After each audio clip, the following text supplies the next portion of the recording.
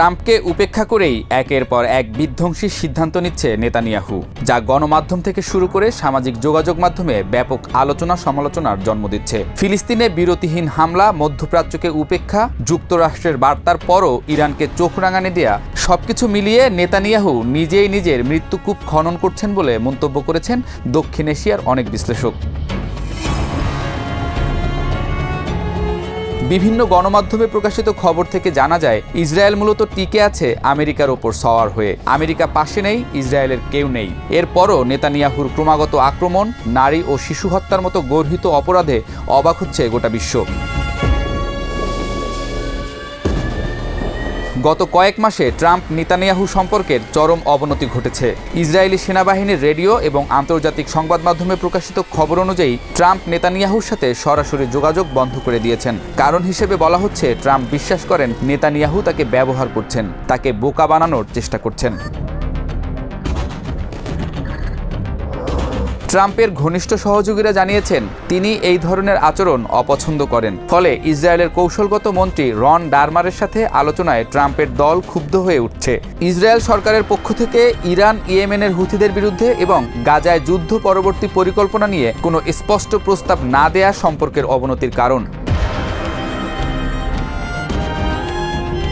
Netanyahu ট্রাম্পের কাছ থেকে সামরিক সহায়তা নেওয়াও ধীরে ধীরে কমিয়ে দেওয়ার ইচ্ছা প্রকাশ করেছেন। তিনি ইসরায়েলের পার্লামেন্টে বলেছেন, ইসরায়েলকে আমেরিকার সামরিক সহায়তা থেকে ধীরে ধীরে বেরিয়ে আসতে হবে। এই ঈদে জামা জুতো অ্যাক্সেসরিজের ডিসকাউন্ট। ঠিক যেমন তারা অর্থনৈতিক সহায়তা থেকে বেরিয়ে এসেছে। তবে বিশ্লেষকরা বলছেন, আমেরিকার সহায়তা ছাড়া ইসরায়েলের পক্ষে গাজা, ইরান, সিরিয়া, ইয়েমেন বা লেবাননে আক্রমণ চালিয়ে যাওয়া সম্ভব নয়। ফলে নেতানিয়াহুর এই অবস্থান ইসরায়েলের জন্য বড় ধরনের ঝুঁকি তৈরি করছে। ইসরায়েলের ভেতরেও এখন নেতানিয়াহুর সমালোচনা বাড়ছে। হামাসের হাতে থাকা ইসরায়েলি বন্দীদের পরিবার রাস্তায় নেমেছে, প্রতিদিন প্রতিবাদ করছে। দেশের সচেতন নাগরিকরাও গাজায় হামলা বন্ধের দাবিতে আন্দোলন করছেন। নেতানিয়াহুর বিরুদ্ধে দুর্নীতির মামলা চলছে, আদালতে তার জেরা শুরু হতে যাচ্ছে। জোট সরকারের ভেতরেও ফাটল দেখা দিয়েছে, আলটিমেটামও দিচ্ছে কয়েকটি দল।